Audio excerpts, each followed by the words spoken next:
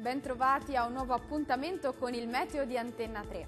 Sarà una giornata grigia e piovosa un po' su tutto il territorio delle nostre regioni, ma vediamo il dettaglio di martedì 6 marzo.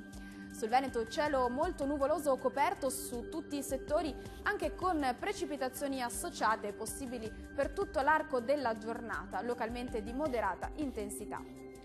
Diamo uno sguardo alle temperature, le minime saranno comprese tra 3 e 5 gradi, mentre le massime saranno oscillanti tra i 4 e gli 8 gradi circa.